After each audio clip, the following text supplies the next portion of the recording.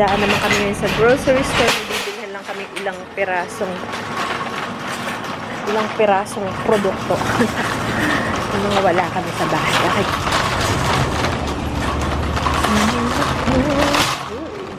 May poinsettia. Ito guys, oh. Ganda yan. So, bumili lang ako din ng itong lettuce saka celery. Wala na tayo. So, tingnan natin kung anong pinagkakaguluhan doon ng mga boys. Bibili ako ng karne. Mahilig kasi dito sa Amerika na karne. Ay, pears pala.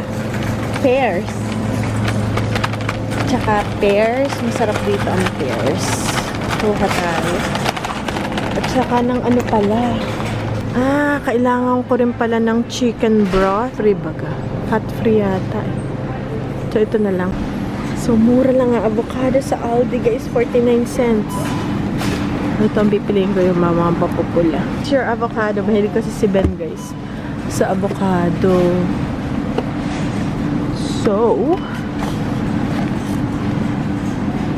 ba't kaya mapula siyang gano'n, no? Parang medyo hinog.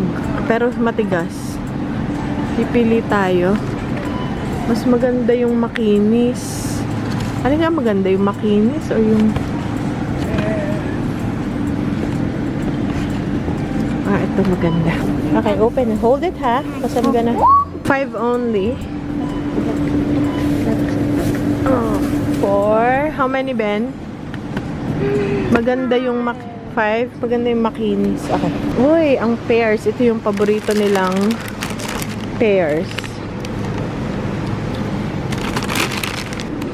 Paborito nila ay pears.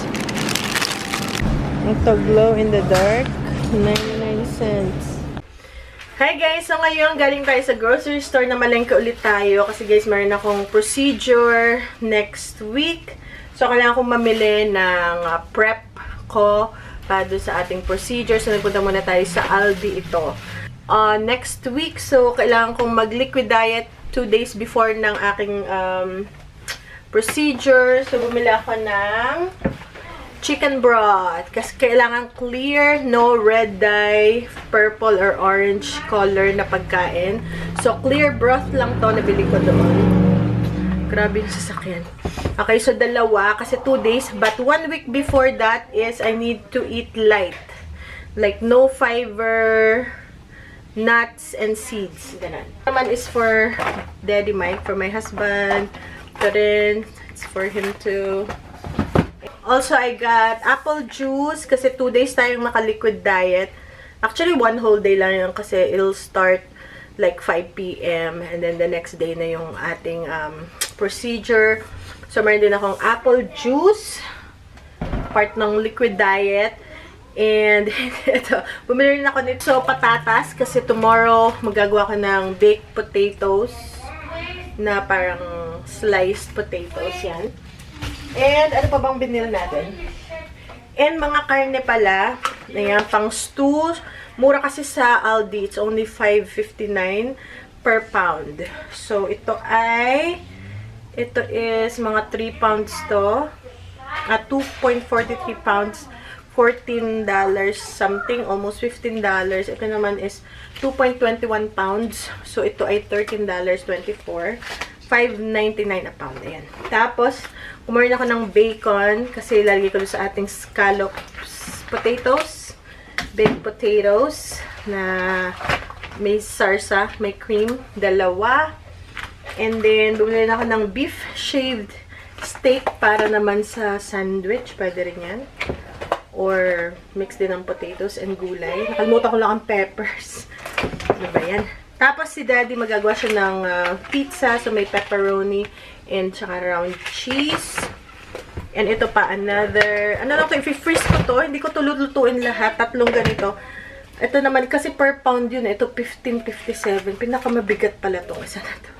Ayan. So, yun parang once a month nag-i-stow ako or twice a month. So, para meron tayong reserva.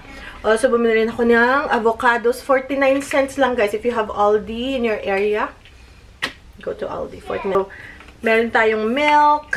Try ko yung Irish butter nila. Mura lang, $2.19.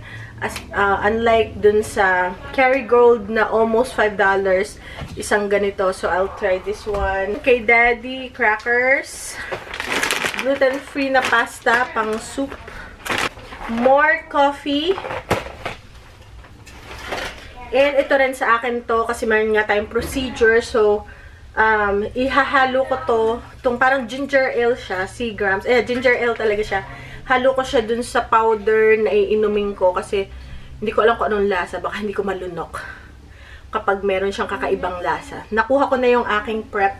And papakita ko sa inyo guys yung ating gagawing preparation for my procedure.